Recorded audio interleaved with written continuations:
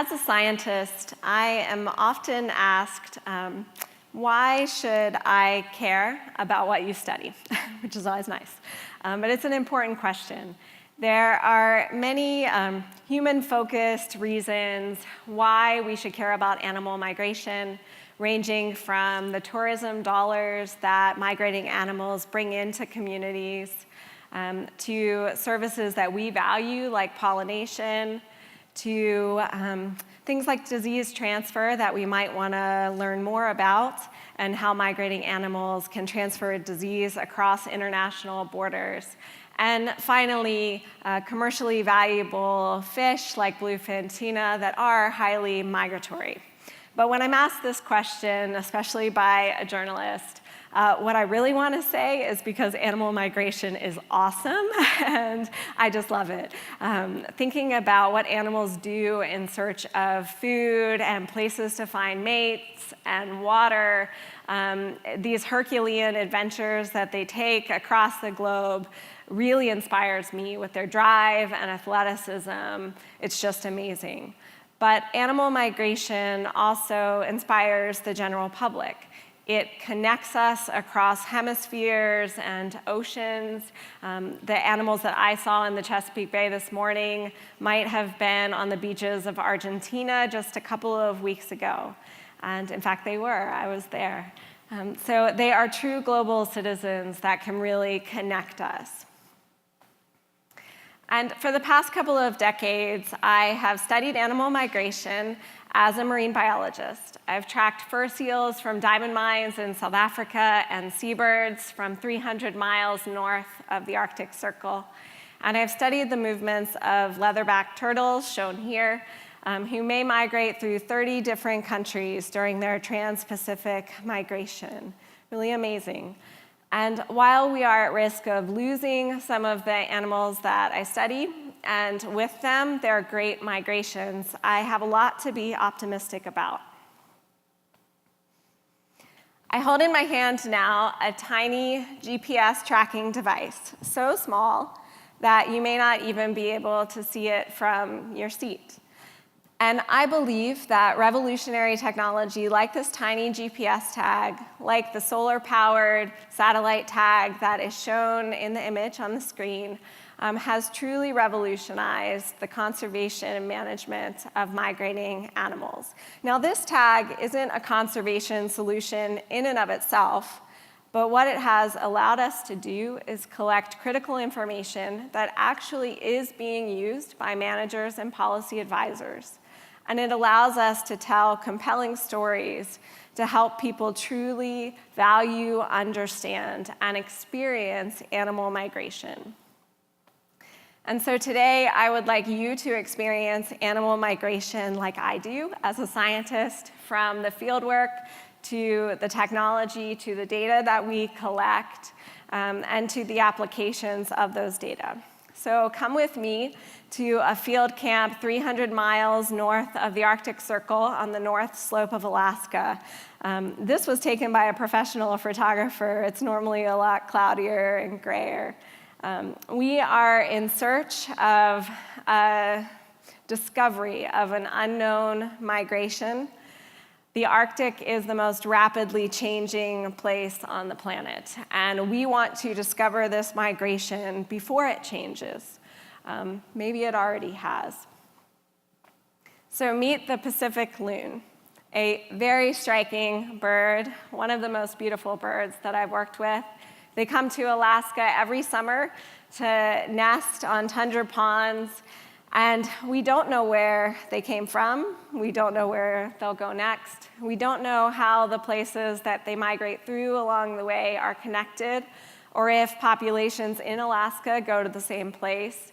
And we don't know how management solutions in one place might affect Alaska's breeding populations. These are questions that the program that I manage, the Migratory Connectivity Project at Smithsonian Migratory Bird Center, we seek to answer them. So we hope to discover unknown animal migrations, to be able to apply this information to management and conservation action, to tell really compelling and inspiring stories, and to test and advance new technology to do all of this. And in the past couple of years, we've tracked 15 different species and 200 individual birds from the northern and southern hemispheres. So let's track a loon. The first thing that we do is try to find their nest. We will capture the bird on their nest, and in this picture, there is a loon sitting on a nest. This is a typical summer Alaskan North Slope scene with very soggy tundra that you immediately sink into when you try to hike through it down to the permafrost. And the loon nest will appear in just a moment. Right there. So there's a loon sitting on this little patch of tundra, and here's a closer look. There's the loon. So when we want to catch a bird, we haul out all of our gear across the tundra, traps and nets and walkie-talkies, and the standard way that we catch a loon is using a trap like this. This is called a bow net. It's spring-loaded, and when a bird returns to sit on the nest, we replace their eggs with dummy eggs, wooden eggs, so they don't damage them, and we keep them warm. When the bird returns to sit on the nest, we will pull a rope or use a remote trigger, and the net pops open over the bird, and we're able to run out and capture it. This is a shorebird nest here, but the idea is the same. And if that doesn't work and the loon decides not to return to the nest very quickly, then we put on our waders and take a black mist net that has pockets in it and follow the loon around its nesting pond and trying to get it to swim up into the nest or into the net. And once we're finally successful, we carefully carry our precious loon package back to base camp, where we will attach the tracking device. Loons are diving birds, and waterproofing their feathers, maintaining that waterproofing is all very important to them.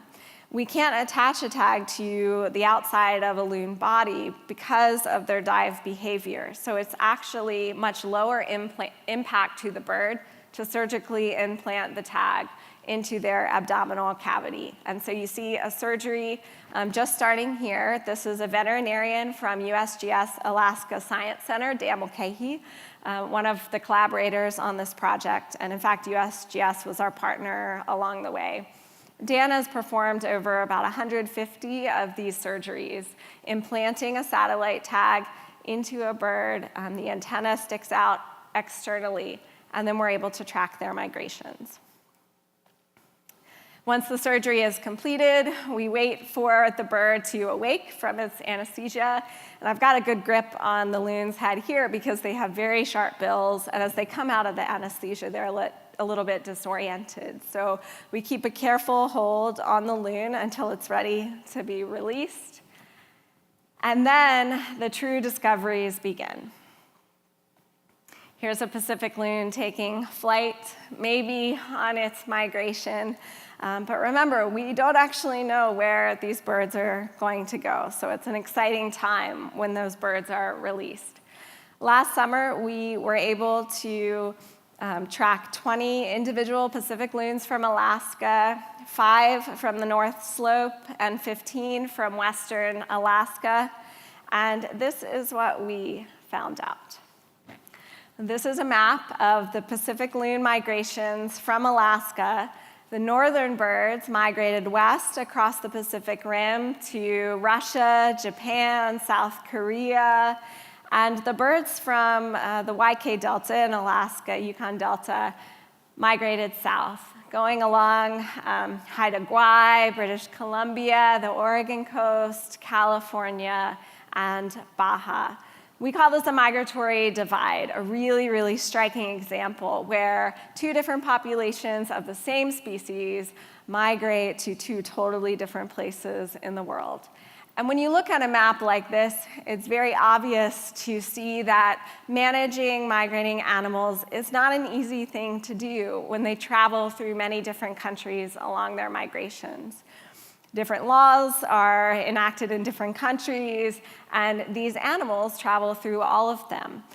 So this information is very critical for describing to countries what their responsibilities are to migrating animals. And just as a side note, these birds are just starting their migration. One left Mexico a couple of days ago to go up the California coast, and all of these tracks are available on our migratory connectivity website, so you can follow along. And this information isn't just for science. It isn't just for fun and show and tell. It actually is being used. A couple of weeks ago, I provided scientific expertise at a meeting of the United Nations in New York City on marine migrations. The United Nations is currently discussing a treaty for the open ocean for the high seas, and they really are considering marine migrations in their deliberations. And migratory animals make the open ocean, the high seas, very relevant to coastal communities. So through all of these experiences, I actually feel like I have a lot to be optimistic about. When you see a member of the United Nations really jazzed about animal migration and wanting to consider that in their negotiations, it's very inspiring for me. And so as we wrap up this Earth Day, I just want to leave you with the message that animal migration is really a shared global experience that I feel can encourage us to reach out to folks from all over the world to protect our Earth. Thank you very much.